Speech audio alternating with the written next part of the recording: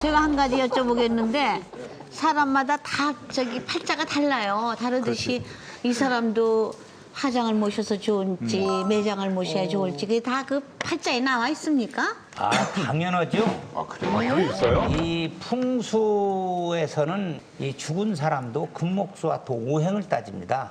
예를 들어서 그 수채나 금채는 화장이 안 좋다고 그럽니다. 그런데 화채나 목채는 화장이 당연시 맞는다고 그래요. 그 금목수와 토 오행 중에서 토채는 화장도 좋고 매장도 좋다. 저는 금이에요. 경금이니까 매장이 더 좋다고. 가볍다. 참, 진짜. 당연하죠.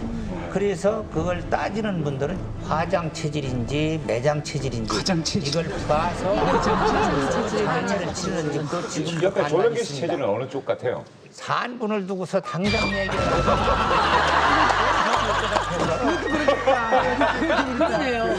본인이나 어떻게 결정해요?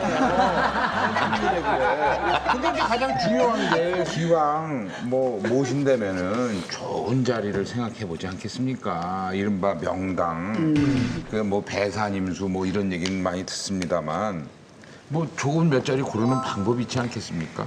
그 글자 그대로 풍수질입니다. 네. 첫째 바람풍자거든요. 바람이 막 효리 바람이 부는 데도 있고 이렇게 싹 들어와서 아늑하게 죽어나가는 데도 있고 그래서 첫째는 그 바람이 동서남북으로 흩어지고 태풍식으로 몰아치는 그런 자리를 피해야 되고 그다음에 수기가 겉뿐만 아니라 속에도 늘 질퍽질퍽하지 않고 그 수기가 왕래가 고려야 되고 그다음에 이제 풍수, 지 아닙니까? 예. 땅이 항상 그 두 가지에 의해서 잘 마르고 포송포송하고 이렇게 화기와 수기가 골고루 흡수될 수 있는 땅. 요 세 가지가 잘 조화를 이룬 것이 다스릴 리자 풍수질입니다. 요것이 합당하게 된 자리가 명당이고 네. 이게 도혈이라고 있어요. 이 달아날 도자.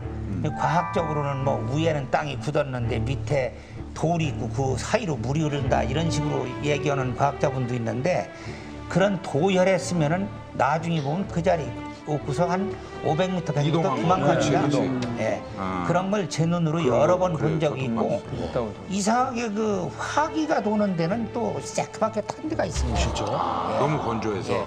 또 아주 큰 대명당은 지금 얘기했듯이 임산배순이, 좌청룡 500푼이, 남주작 북현문이, 뭐 득파득수 이런 걸 따지거든요.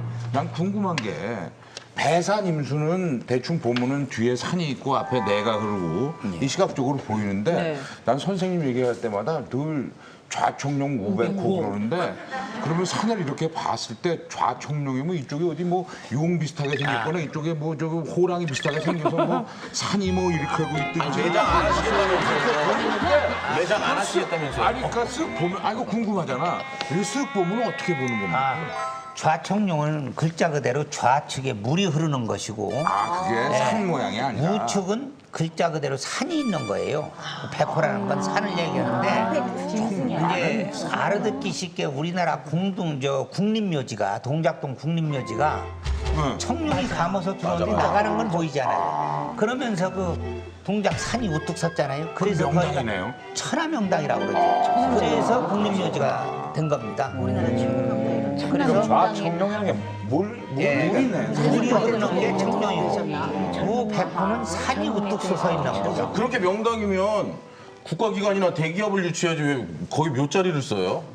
명당이라도 양택은 궁궐이나 다르구나, 다르구나. 의미양이 또 있다. 자리가 다르고 음택 자리야 거기는. 음택은 묘를 쓰는 거니까 음택이 좋다 해도 거기다가 집 짓고 빌딩 그렇다고 짓는 잘 건 되는 건 안 아니다. 맞는 거죠.